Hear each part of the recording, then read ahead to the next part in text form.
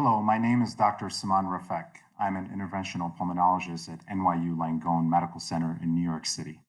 I would present today on percutaneous tracheostomy in COVID-19 respiratory failure, discussing specifically when and how to perform this procedure. I do not have any disclosures relevant to this presentation. We know in general that percutaneous tracheostomy is a common procedure performed in critical care units across the world. It is estimated that close to 10% of ICU patients would require tracheostomy at some point during their hospital course. That percentage would vary from one study to another or one hospital to another, but in general, it tends to be close to that number that we had mentioned. Percutaneous tracheostomy plays an important role in facilitating weaning and getting patients closer to discharge from intensive care unit into other hospital wards or outside of the hospital. In general, most tracheostomies are performed around the 2-week mark of patients' intubation and mechanical ventilation. There have been many studies in the past that looked at early versus late tracheostomy, and the conclusive evidence from all of these studies seem to confirm that a 10 to 14 day mark would be appropriate for performing of this procedure. However, with that being said, there are certain circumstances when tracheostomies are performed much earlier in the course. Those include cases with traumatic brain injury, other general trauma, or in neurologic conditions that are seen, namely myasthenia gravis or other conditions that are expected to last for a long period of time, and therefore patients are trached earlier in their course than waiting for the 10 to 14 day mark. When COVID-19 started to hit and many patients were developing respiratory failure as a result of that, the question of percutaneous tracheostomy came into the picture. We know from prior epidemics and pandemics that tracheostomies play an important role in care of these patients. At the beginning of this current pandemic, there were many society recommendations that have come out against performing tracheostomies or for delaying that procedure in patients who were diagnosed with COVID-19 related respiratory failure. Those recommendations were based either on historical data from prior epidemics, pandemics, based on expert opinion, and those were in place in order to protect healthcare workers from the risk of transmission of COVID-19, and also to have a better idea about the clinical course of those patients. Therefore, when the pandemic started to hit Asia and Europe, most of societies, as I had mentioned earlier, had come out with specific recommendations to either delay or avoid tracheostomy altogether in this patient population. Indications for performing percutaneous tracheostomy, however, in this patient population should not differ much from what we know in the general population.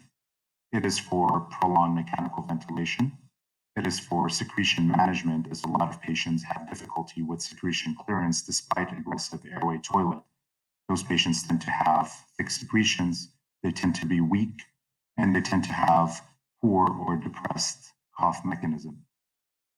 Also, this is indicated in patients who fail extubation and who have a very high risk of reintubation, either failure or complications due to the urgent or emergent natures of reintubation should that arise. There are a lot of known complications that apply to general critical care patients, and it's not any different in COVID-19 patients with respiratory failure. That includes upper airway and laryngeal complications, such as development of laryngeal edema or other mechanical complications from laryngeal endotracheal intubation. Specifically in this patient population, when the pandemic started to fill ICU beds with patients, there was a high number of patients in those ICUs that were requiring mechanical ventilation. So that led a lot of institutions to think about tracheostomy, despite the early warnings that we had talked about with avoiding or delaying tracheostomy, in order to mobilize patients out of intensive care units and to make room for other critically ill patients that need that level of care. With that, we have to take into account all the available resources and make sure that we maximize all available resources, whether it's personnel, equipment, or expertise at any particular institution. There has to be a multidisciplinary approach to patients who might require tracheostomy, and that includes the medical teams taking care of patients in the intensive care unit, the procedural team that will be performing the procedure, and even ethics and other patient family related services that have to take into account what the prognosis is and what the implications for a trach might be for long-term care of those patients and where and how it facilitates that care after their intensive care unit stay. With regards to patient selection, patients would have to be stable from a cardiopulmonary and hemodynamic standpoint in order to be considered for tracheostomy. So patients who have significant hemodynamic instability or are in any acute cardiopulmonary phase where they're still requiring a high level of fractionated oxygen support or positive pressure would not be a good candidate for this procedure. We try to minimize the number of organ failure that these patients have, with few exceptions. So with regards to renal failure in particular in patients who are on renal replacement therapy, those patients could be considered for percutaneous tracheostomy. However, once we start to have multi-organ failure, it is then advisable to wait on performing this procedure. We would like to see patients who do not have any anticipated needs for proning, and I will discuss that in a future slide. And then they have to be adequately managed from an anticoagulation standpoint with no significant coagulopathy that would preclude them from having this procedure done. Timing has been debatable, and again, going back to the early recommendations from societies to avoid or delay this procedure, which we know practically would not be feasible in many institutions that are caring for these patients. There was a large international paper that came out with expert opinions with suggestions and recommendations that have recommended waiting for at least 10 days before considering percutaneous tracheostomy for these patients. And again, they recommend that any approach should not be a departure from all the standard best practices as far as timing and management of tracheostomy. The technical approach could be either a percutaneous tracheostomy, which is the subject of this talk, an open surgical, or a hybrid in between. Choosing one approach or the other has to do with the available resources and expertise at any given facility, and also to minimize patient movement, to try to minimize the risks for patients and risk of exposure for staff at various areas of the hospital. When we perform percutaneous tracheostomies, it is done most of the time at bedside. And even for surgical tracheostomies or hybrid approach, that could be done at bedside in the intensive care unit.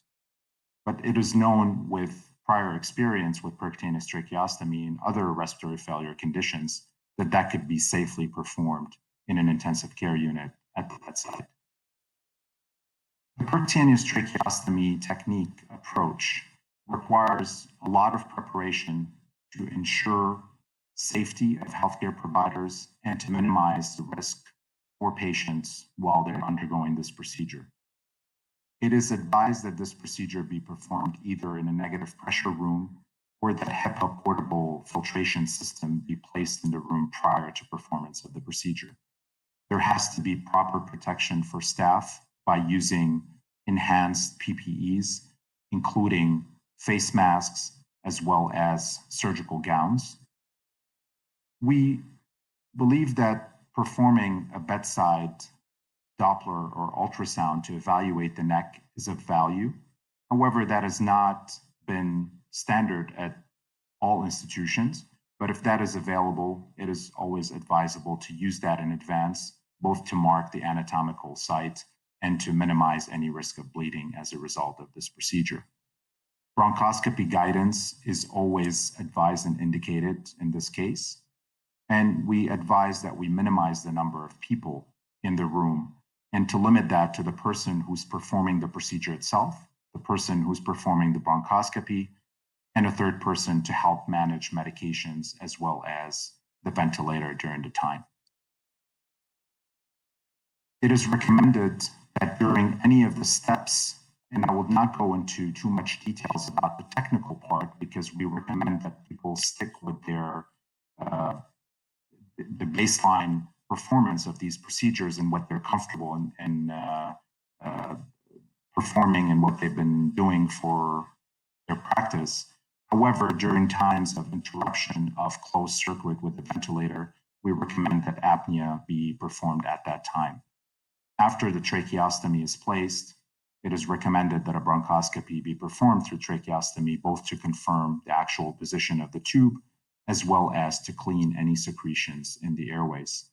The trach is then secured using a trach collar, not using any sutures. It is recommended that the circuit then be connected to a heat and moisture exchange known as the HME filter to minimize the amount of aerosolization and to maintain adequate humidification of secretions. There has to be a post-tracheostomy care protocol in place, and that would differ from one institution to another, but that has to be agreed upon prior to performance of this procedure.